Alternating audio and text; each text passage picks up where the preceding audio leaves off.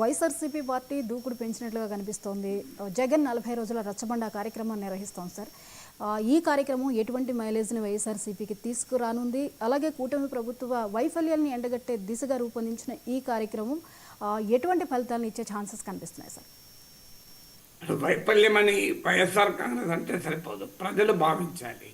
ప్రజలు mixed signals ఉన్నాయి. ఇప్పుడు కొన్ని అంశాల పైనమో కూటమి ప్రభుత్వం పట్ల అనుకూలంగా ఉన్నారు. ఇప్పుడు Jaganmohan Reddy super 6 is a big failure అని చెప్తున్నాడు. ఐ డోంట్ థింక్ ప్రజలు అలా భావిస్తున్నారని. మీరు ఎలా చెప్పగలరు సార్? మీరు అనొచ్చు, నేనేమీ సర్వేలు చేయలేదు, కానీ సాధారణంగా ఒక జర్నలిజంలో ఉన్న అనుభవంతో వివిధ వర్గాల ప్రజల నుంచి నిరంతరం పొలిటికల్ ఫీడ్బ్యాక్ తీసుకునే వ్యక్తిగా చెప్పగలను. సూపర్ 6 అమలు కాలేదు అని పూర్తి వ్యతిరేకతతో ప్రజలేమీ లేరు.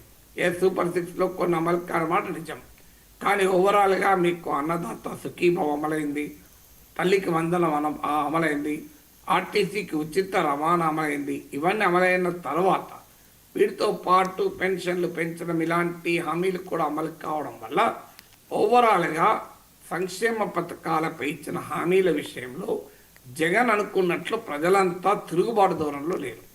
జగన్మోహన్ రెడ్డి మాత్రం ప్రజలంతా తిరుగుబాటు ధోరణిలో ఉన్నారు, ఇప్పటికిప్పుడు తనకు అధికారం ఇవ్వడానికి రెడీగా ఉన్నారు అనే భావనలో ఉన్నారు. అది నిజం కాదు.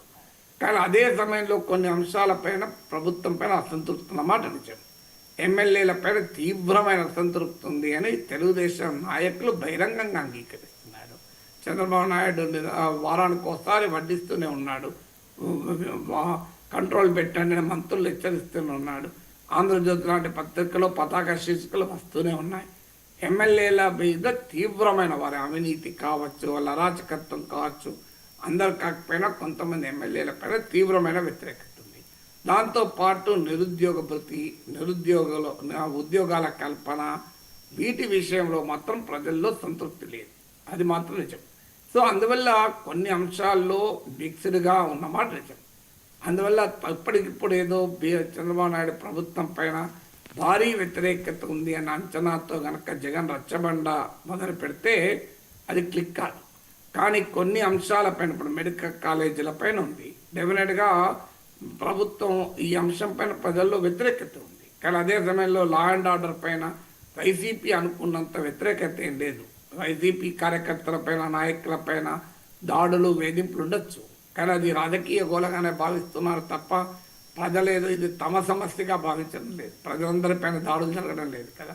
ఇప్పుడు అడ్మినిస్ట్రేషను, లా అండ్ ఆర్డర్ ఇలాంటి అంశాల్లో చంద్రబాబు ప్రభుత్వం పైన సంతృప్తి కూడా ఉంది. అందువల్ల కొన్నిటిపైన సంతృప్తి ఉంది, కొన్నిటిపైన అసంతృప్తి ఉంది.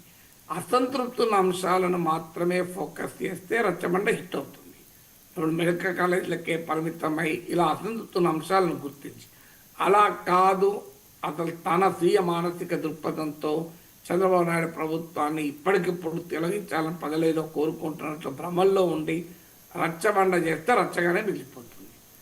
రచ్చబండ పెట్టడంలో ఉద్దేశం ఏంటంటే రాజశేఖర రెడ్డి రచ్చబండకు వెళ్తూ ప్రాణాలు కోల్పోయాడు. అందువల్ల అది సెంటిమెంట్, సానుభూతి తనకు ఉపయోగపడుతుంది మళ్ళీ అని జగన్ అనుకోవచ్చు.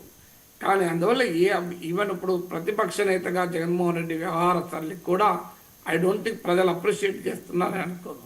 అసెంబ్లీకి వెళ్లకుండా రచ్చబండ చేస్తా అంటే అది ప్రజలు ఎలా హర్షిస్తారు? బట్ అయితే మరి ఎందుకు రచ్చబండ చేస్తున్నాడు? ఎప్పుడైనా ప్రతిపక్ష పార్టీ ప్రజల్లో ఉంటేనే ప్రజలు ఆశీర్వదిస్తారు. సో అదేం తప్పు కాదు కదా, ప్రజాస్వామ్యంలో తప్పేమీ కాదు.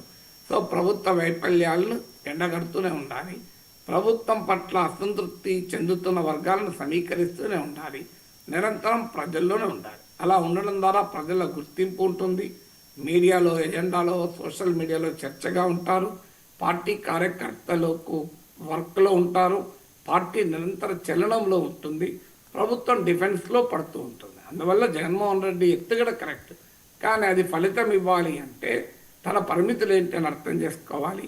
ప్రజాక్షేత్రంలో ప్రజల అభిప్రాయాలు ఎలా ఉన్నాయని నిర్దిష్టంగా అంచనాకు ఉండాలి. కానీ తమ స్వీయ మానసిక దృక్పథంతో గనక తాను నమ్మిందే ప్రజలు నమ్ముతున్నారని భావిస్తే అది మాత్రం నష్టం జరుగుతుంది. Thank you so much sir.